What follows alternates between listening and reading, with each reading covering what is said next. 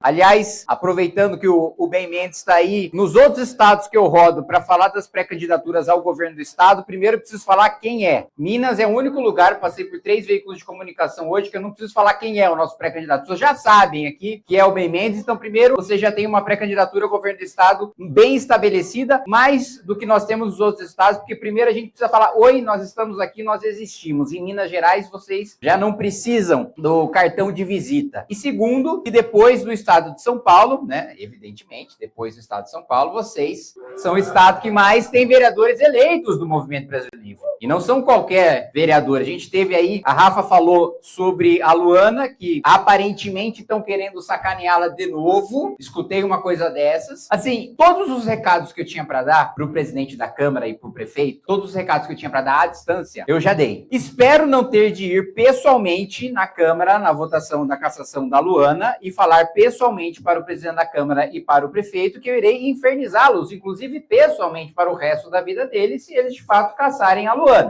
Porque assim, já teve aquele papel patético da última vez, que ele foi muito macho de colocar em pauta o pedido, aí depois que a gente bateu, ele não teve nem a hombridade dele próprio justificar o porquê que ia arquivar, ele colocou um advogado para fazer no lugar dele, eu nunca vi o presidente da Câmara, imagina, eu fico imaginando em Brasília, sei lá, o Hugo Mota mandou um processo para o Conselho de Ética, aí ele precisa arquivar o processo, ele vai chamar um procurador da Câmara para falar no lugar dele, isso é uma das coisas mais humilhantes que seria para um chefe de poder legislativo colocar um laranja para vestir as calças que ele não teve coragem de vestir. Então assim, se um sujeito que não tem essa hombridade ainda quer seguir com essa atitude, eu acho que se eu aparecer pessoalmente, o sujeito vai se cagar inteiro. Então assim, não faça isso. Eu não quero que o senhor presidente da Câmara passe por esse constrangimento de, em público, se borrar. Então, não avance. E outro ponto, gente, e mais uma vez falando sobre o governo do estado. Eu não quero ter que me despedir, muito provavelmente isso vai me render o processo eleitoral, mas eu não quero ter que me despedir do estado de Minas Gerais. Eu não quero que no futuro, dos livros de história eu falo, sei lá, tá lá o meu neto estudando história, eu falo, vô, o que é esse estado aqui que existia Minas Gerais? Eu falei, filho, era o estado que existia antes do governo Cleitinho, né?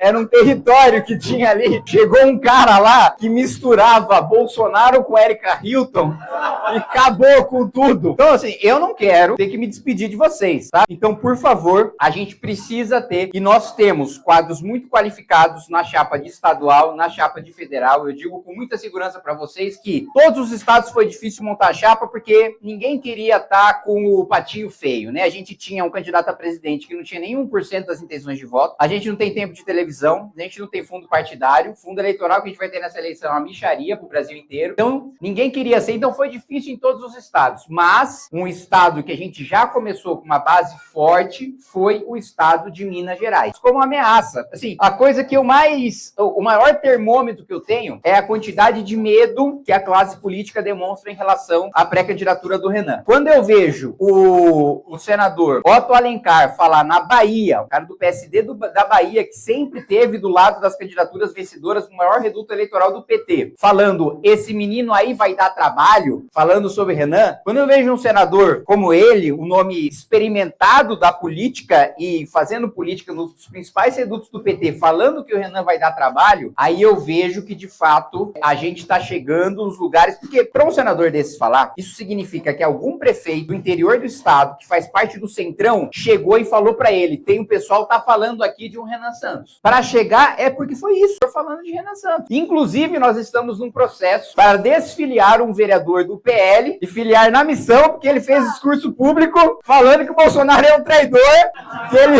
que ele viu as mentiras do Bolsonaro e que agora quer apoiar o Renan Santos. Falou, não, apoia, mostra sua trajetória aqui dentro e aí sim, com a legitimidade da militância, e aí sim, com a legitimidade de construir sua trajetória dentro do movimento, você será muito bem-vindo, porque, afinal de contas, quem nunca errou na vida, né? Nós temos aí, quantas vezes eu já me escutei nos eventos do MBL, eu já votei no Lula, Lula, né? Pô, todos vocês sabem que não é bravata quando falam que não tem como vencer as eleições presidenciais sem o estado de Minas Gerais, né? Todos vocês sempre estudaram isso. Se a gente tivesse o sistema eleitoral americano, a gente chamaria Minas de um swing state, é um estado que não dá nem sempre a vitória para a direita, nem sempre a vitória para a esquerda, mas quando a direita vence no estado de Minas, vence na presidência da República, quando vence a esquerda, vence também na presidência da República. Então, vocês já têm, não preciso ensinar para mineiro a importância dos mineiros. Então, vocês têm a noção da responsabilidade de vocês têm a noção quanto cada um de vocês vai precisar se sacrificar pessoalmente, assim como cada um de nós, para a gente conseguir fazer com que o Renan, ele saia daquela pocilga que ele mora hoje para morar no Palácio do Alvorada. Mas eu vou fazer aqui uma análise fria para vocês, fazendo um paralelo, assim, matemático, que a gente já teve uma coisa que a gente fez, foi cálculo de chapa. Em 2018, o Amoedo, com o Partido Novo, estava no ápice do hype do Partido Novo, fez 2,5% das intenções de voto. Dessas 2,5% das intenções de voto, e que surpreendeu, tá? Para a classe política e para a imprensa, surpreendeu. 35% dos votos foram para a chapa do Novo, foram viraram voto de legenda para o Novo. Primeiro, o Renan vai fazer infinitamente mais do que isso. Segundo, a taxa de conversão do Renan não vai ser 35%. Pode ir pré-candidatos. Então eu tô falando isso para vocês, para mostrar, compartilhar um pouco do meu otimismo, que no pior dos cenários, no pior, assim, se eu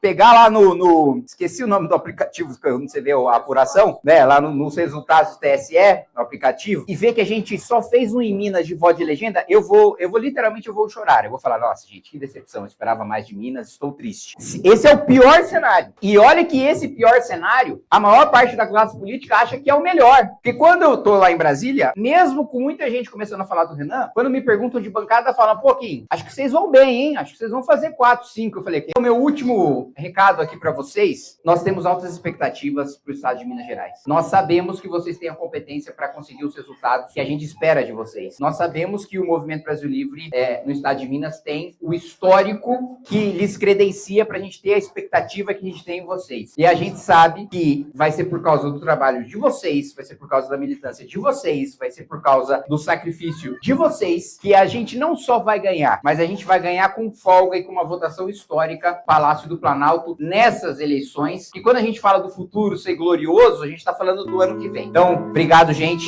Tamo junto.